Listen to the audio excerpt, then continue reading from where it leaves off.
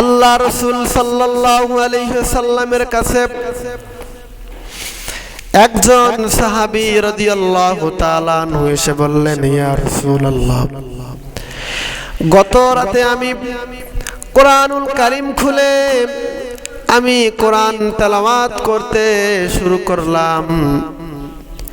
আমার ঘরের পাশেই আমার ছোট্ট ছেলে সে ঘোড়ার পাশে সে বিছানার ভিতরে শুয়েছিল, আমার ঘোড়াটা ওখানে বাঁধা ছিল।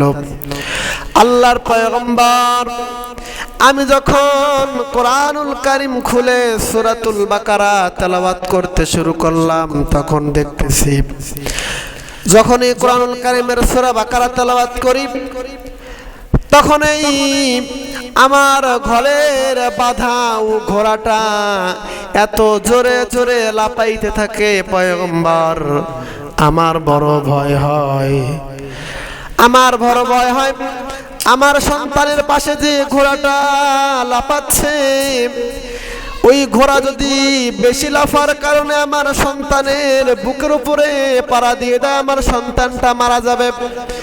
ইয়া রাসূলুল্লাহ, ইয়া হাবিবাল্লাহ, আমি কোরআনটা বন্ধ করে দিলাম।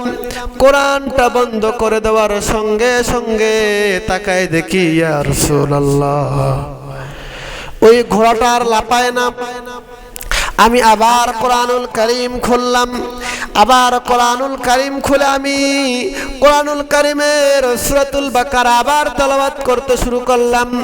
ইয়া রাসূলুল্লাহ, আবার যখন তেলাওয়াত করতে শুরু করলাম, আবার এই ঘোড়াটা আবার লাফাতে শুরু করলো। ও পয়গম্বর, আমি আসমানের দিকে তাকায় দেখি আসমানের তারাগুলো আমার ঘরের সামনে এসে হাজির হয়েছেন। সুবহানাল্লাহ বলেন। ও পয়গম্বর, আমি ভয়ে ভয় পেয়ে আবার কোরআনুল কারীমের সূরা বাকারা তেলাওয়াত করা বন্ধ করে দিলাম। বিশ্বনবী বললেন, ও আমার সাহাবী, আল্লাহ রাব্বুল আলামিন ঘোষণা দিয়েছেন, যেই ব্যক্তি কোরআনুল কারীমের সূরাতুল বাকারা তেলাওয়াত করবে, আল্লাহ রাব্বুল আলামিন তার চেহারার ভিতরে নূর ঢেলে দিবেন।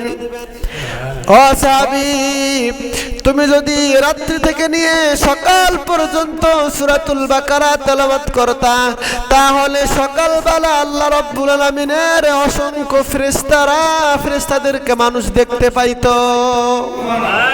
আর জোরে বলে সুবহানাল্লাহ।